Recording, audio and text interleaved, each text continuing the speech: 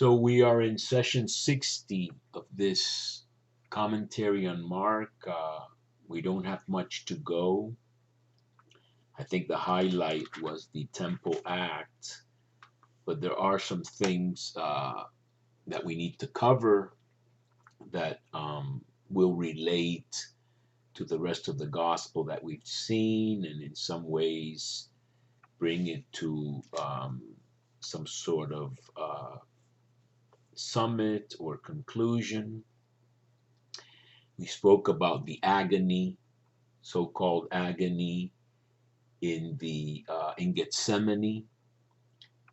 Uh, the word agony means struggle, and it's used by Luke. In his agony, he prayed even more fervently, etc. Mark doesn't use it. And then Jesus is ready and says, "Let's get up, let's go. The one who is going to betray me or deliver me is at hand." And so, in Mark fashion, immediately, euthus, while he was still speaking, Judas came, one of the 12, and with him a crowd with swords and clubs from the chief priests and the scribes and the elders. So we really have a Jewish group arresting Jesus with no mention of Romans, as John mentions. So it's very interesting that by the time John is written, uh, he had no qualms about including, in fact, he refers to a cohort. So there you get into doubts about, is this something John is doing to depict the majesty of the occasion, and how Jesus, when he again says, "I am," all these troops fall to the ground, etc. But, you know, I don't know whether the Romans came to arrest Jesus or not. Um, but in this gospel, he's definitely being arrested by a Jewish group to then be led to the Sanhedrin meeting at night, the whole Sanhedrin. And so that too is I think an exaggeration. Then you go back to John and you see that they have like informal, limited interrogatories in the house of the high priest, or maybe in the houses of the both high priests. It doesn't make a lot of sense uh, to have him go to two different high priests, if I recall correctly. But the point being that that makes a lot more sense. So, and John has these tremendous nuggets of real hard history, embedded in this whole, lofty theological presentation. And so you have a real mix here. It's possible the Romans did send, some heavy police type, military types persons to arrest Jesus and then take him to. But that doesn't make any sense that then they would go to the high priest first. I think there's a mix of theology and in history in these accounts, in different mixtures. It's very interesting. It's the inspired word of God, artistically, creatively, etc., making a presentation.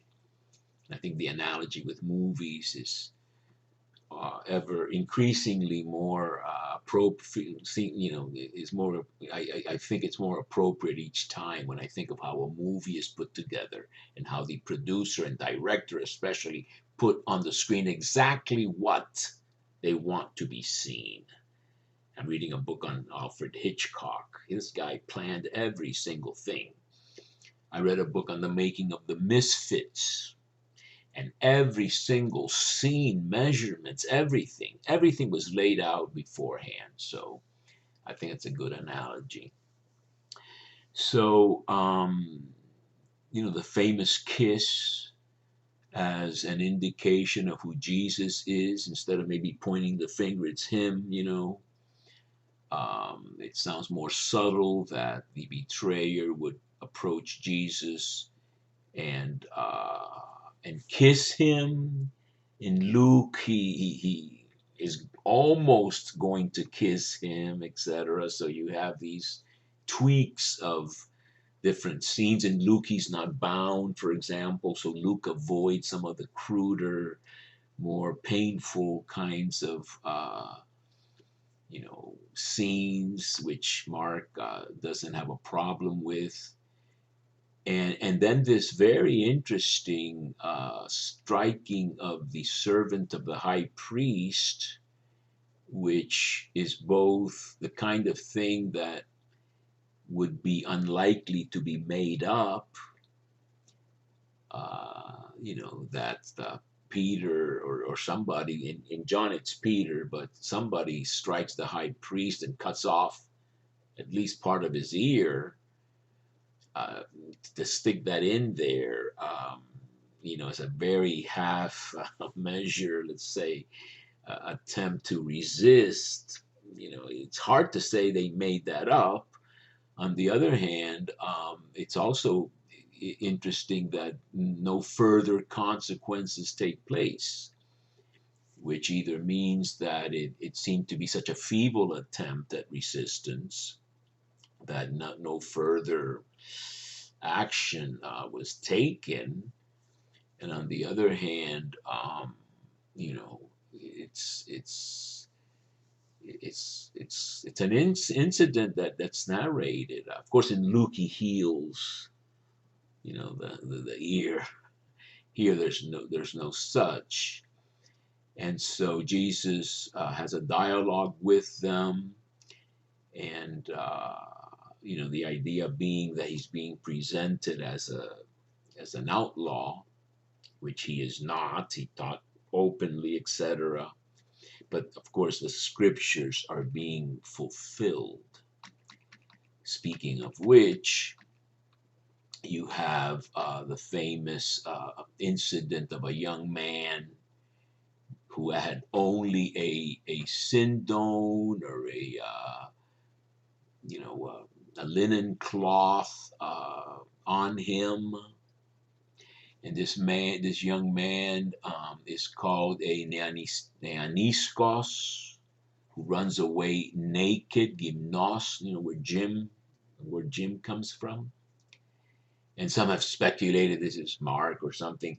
But what's interesting about this is that the same neaniskos language, young man language, with a linen cloth, is going to be repeated in the tomb version of Mark, so that you have this one, not two, a young man seated, dressed in a white, now it's white, sindel, in Mark 16:5.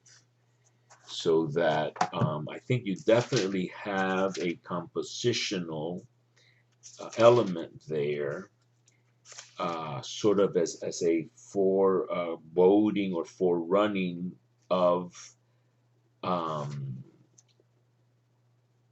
actually, in Mark 16:5, it's not a sindone, but it's a stolane. It's a white kind of garment, so that's different. But he runs away naked, and I think here we have a real reference to Amos, who is going to figure big time, I think, in the crucifixion with the darkness at noon, which I don't know that we'll get to it today. Maybe we will. But in Mark, you have this this running away naked of even the young warriors in Amos 2:16. The Jerusalem Bible is thorough enough to have this as a reference, so that it says that and I think Gibur, the most champion of the brave on that day, that horrible day of punishment, will flee naked, which means unarmed. There you go. So now you have, maybe an armed guy in the garden striking with his sword, and now you have an unarmed resurrection type figure running away naked, reminiscent of Amos. So they lead Jesus to the high priest. That seems historical enough. But then all the chief priests and the elders and the scribes came together. And that, is again like he threw out everyone from the temple, buyers and sellers, which according to Josephus would have been thousands and thousands of people in Passover. Is an exaggeration. Of course, the scholars mentioned that a nighttime trial was illegal, etc. I think the Jewish leaders pinpointed Jesus as a potential troublemaking Messiah pretender, messianic pretender. I think in John you have a very historical Sanhedrin type council discussion. It is better for one man to die, theological language, but get rid of this messianic pretender. He's been hailed in the entry to Jerusalem as, the Messiah, the King of Israel, etc. Before the Passover, let's get rid of him.